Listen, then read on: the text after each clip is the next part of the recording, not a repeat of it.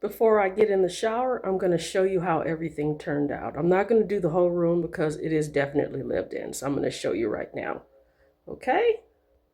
So let me go ahead and turn it around so you can see how all the stuff looked. That's the, actually this is like this right here, this is actually a table where my grandson would sit when he was smaller. That right there.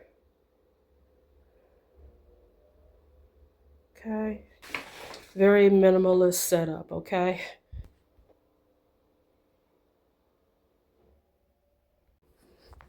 So that's what that area looks like, and everything else is lived in. It's not like this Instagram where it's all glamorous. This is a lived in place. We don't really have a lot of visitors, frankly.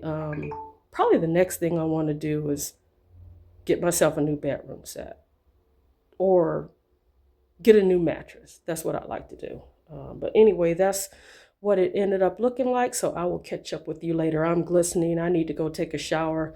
I brought in all that stuff from Publix, all the water bottles, everything. I figured that's some exercise. I am tuckered out. Let me see how many steps I got. All right, y'all excuse, you can see I'm glistening. 8,872 steps. Hi. I thought I had misplaced my black scarf. Look at, as long as I have the work laptop and the work hotspot and the projector, that's all I care about. Oh my gosh, the sun is out. Hi. I'm leaving the training job I did today. It's Saturday.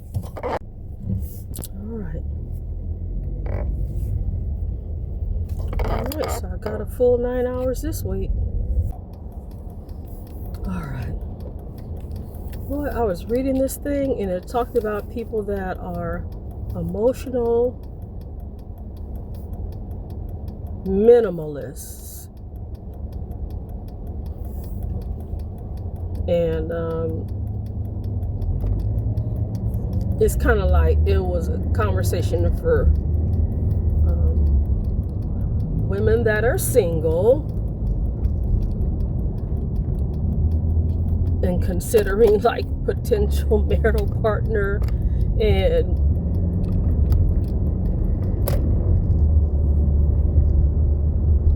they will go right into the physical without addressing the emotional needs of the woman, or they'll use it to manipulate. So I thought it was interesting. Yeah, we were talking about love language, and I was telling them that I scored a 0 in physical touch, and they're like, a 0? I said, I'm thinking, I didn't tell them this part. I took the love language test the first time, and then I answered the way I thought that I should answer, how someone should answer, and I scored higher on physical touch. But then when I answered it the way I really was being honest, I scored a 0 in physical touch.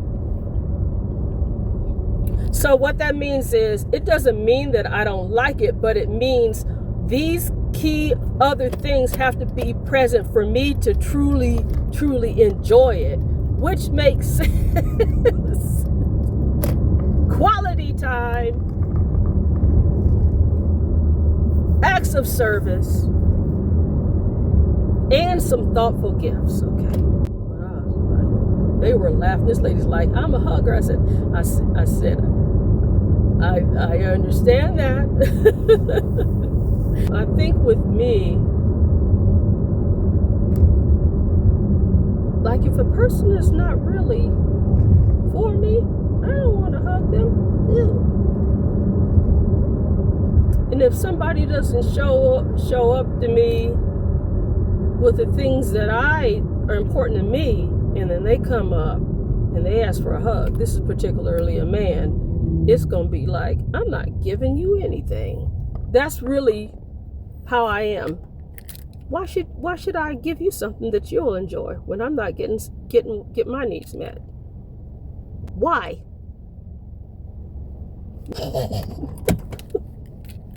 So that's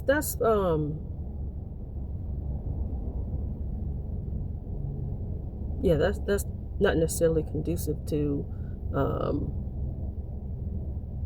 I wasn't that way, when I got married. I would just push past it. Oh, it's kind of like love the unlovable.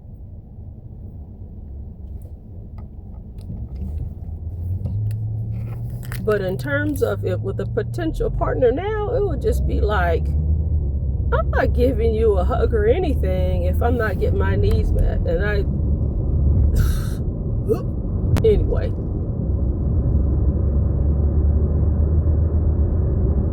the love language is not needs. I don't need it. I don't need want or need for anything. If you're not meeting me where you need to meet me, that's what I'm trying to say.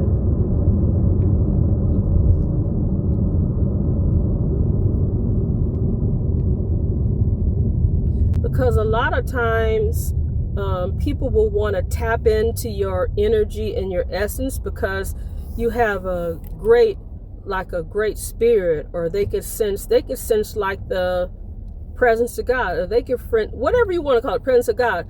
They can sense an aura, an essence of this, that you're doing your personal work and that you're comfortable in your skin. They're like emotional minimalists. They're not tapped into that. They're running, they're hiding. And then they want a hug because they want to tap into your vibes. And then when you unhug them, you feel like they pulled something. Okay.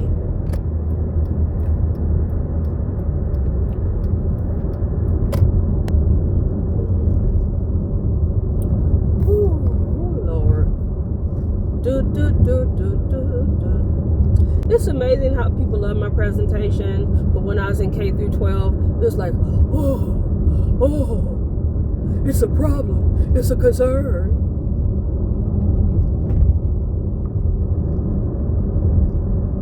That was a toxic place. Oh, look at them. Look at the church. That's nice.